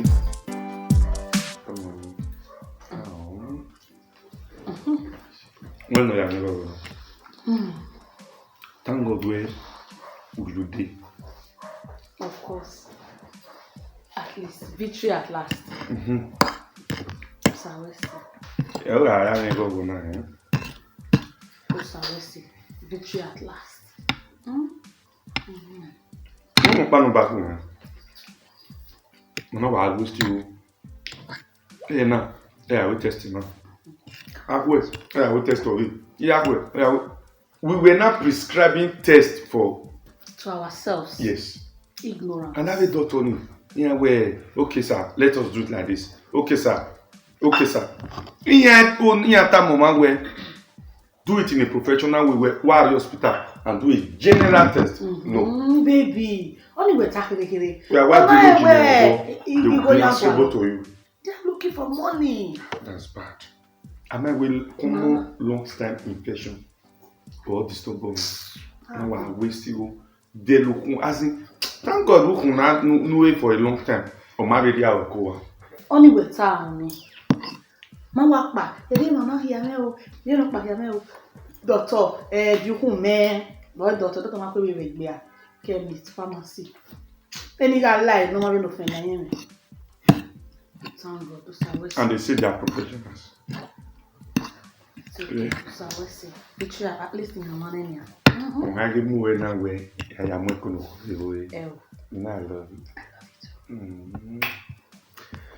When you're planning thinking now, like tomorrow, we are going to be owó ìta máa wẹ̀ dáàtì ovulation yà jà kéré jíwìn náà wá sùn ìbábọ̀ náà this is the first day first thing is very important owó ìta máa very important. ọmọ náà bí ẹ ọmọ máa sọ ọmọ náà bí ẹ ìdí ẹ rẹ baby you know I love you. I boost this family now. I boost energy. The fruit is real. The doctor wey need the fruit. The doctor wey a fruit apple ni no brown no raw. Red no green. Obo de pick make it all Nadia. Obo oni yon bi tell. Today na when you get drive. Na yare driver.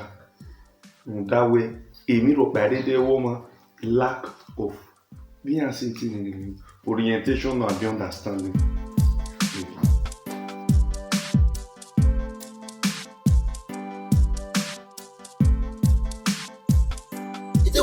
What's wrong? Nika begin with me ma yes. Nye kidi na yi. Ine go we man.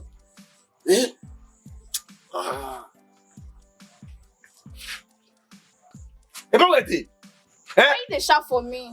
What do you shout to me? You help me, dey shout for me. They don't help you. Since you telling me now, you not feel good now. You tell me. They yes. Okay, don't. We make a man. Maybe I we see if you not go good, you don't want to welcome me. Gay, mudane. Why so no? Gay, very well. When we obey us, we are. Mo veti we are me now. Very mega na. I hope we o ma ere boka ni si ayo. O ma ere boka ni si ayo. Ah. Ni dede we. Oh. Where me are you? Where me am so? No, chat mo me. Only mama am I can't was we dey money. Worry ma si. Ni mi are ma we. You go away we want na. Mama. Wọ́n so da wọ́n pe da maybe si we ai. Eso na ya we na ya ri we na ya dad. No worry o wa me na. Wa mo se. We go manager we again na. We so Mama me abona this life na turn by turn. Abona oh. Toro le lega. Awo. Oga Philip.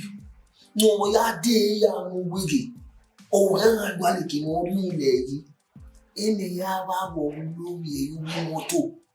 Di kinu na le no wo ha. Abona fi were.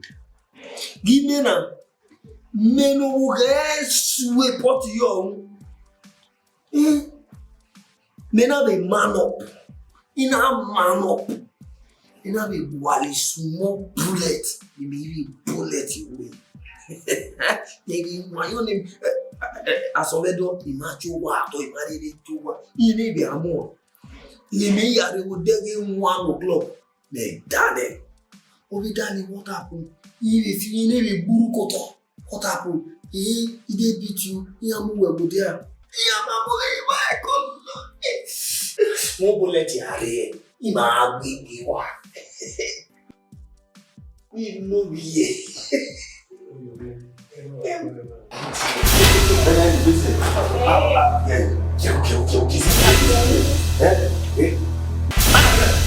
Ìmọ̀ ẹ̀dẹ́ o. Mama mi ò mọ̀ mọ́. Ìmọ̀ ẹ̀dẹ́ o jí nà. O jí nà. Kí ló dì? O jí nà. O jí nà.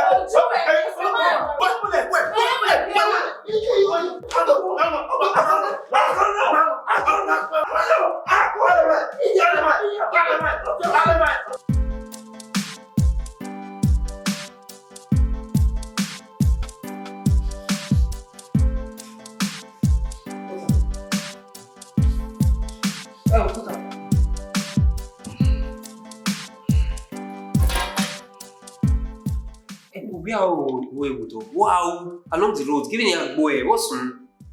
Where are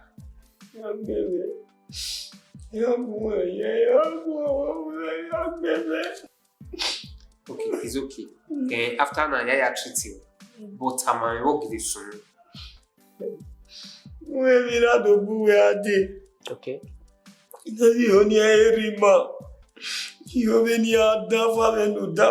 Okay. Da o que go ga we o le ne go di mere mo wa o gbe ja ya me ina do bi so we bo le nu be tu e ni be do awon yo ni da ya so wo ye ba fa mo ga le ime mo ba di ya le ye ke o mo bi ave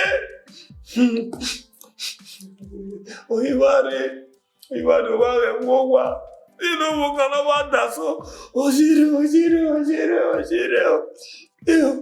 ìyá yàní rẹ̀ kọ́pá tí rẹ̀ alágẹ̀lẹ̀ gbẹ̀rẹ̀ ẹnu náà mú bẹ̀bí rúlẹ̀gẹ̀ àpótẹ́ yàrá wọ́. Ní màgẹ́ wẹ̀yà gẹ̀nyẹ́ òkú lórí ìwà. Ilé ibi kọ́mẹ̀ rí mà. Nínú wẹ̀. Máa gbọ́ fún ẹ̀rí mà. Ravine igawe. Ekiama ese ora popo. Ama ese osie ni na react in those ways. Oh, I make you okay. You want to tell. The don't me say ifamo hanide. Right be.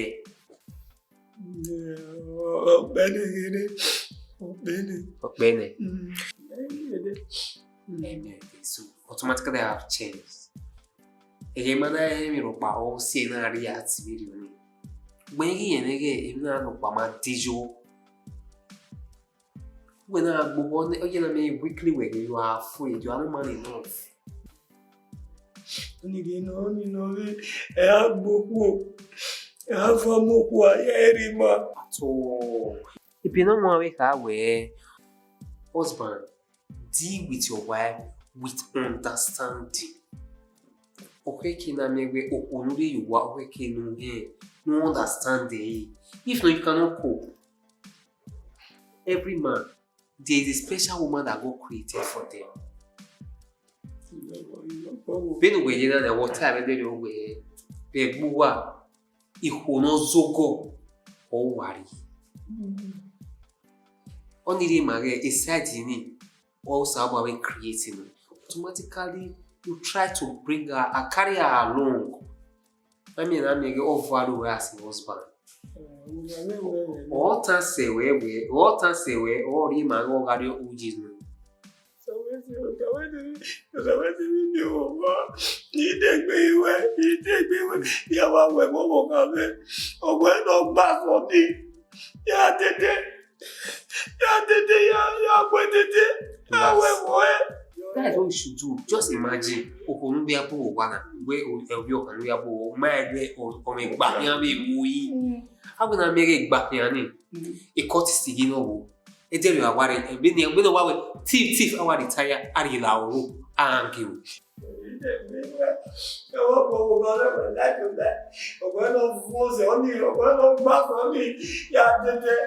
The funny thing is, she loves you.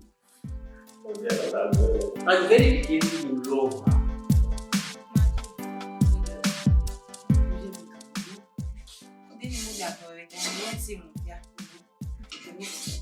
Ah, okay, AJ. Alright, AJ. Ah, come, Philip. AJ, Echo, Philip. Philip!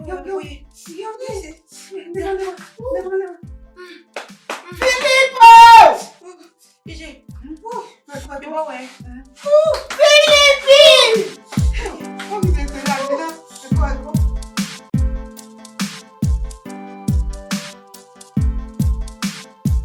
My brother, congratulations. Whoever to me, Papa, he made the government as he not to me because of this coming election where he had more contract for big body. And now he did a 1 hour running. Then why I meet with them. Ulule, the way I did them. Congrats. I'm happy for you. You know why I pronounce that very soon now. It's just in the pass through. It can make good use in that. Or when you pass through now. But the I'm up for both of us. If you remember, congratulations. Because I was saying, he have a Apollo. As the beautiful baby girl. Who you are? Oh, Apollo, Baba. Oh, wow. Very big baby. Okay, no more kera. He just to come. Congratulations, sir. You are getting him and die. My brother, sorry. Yes, let's go to good life. Prosperity life. Money, my piano. My brother. Always. My brother.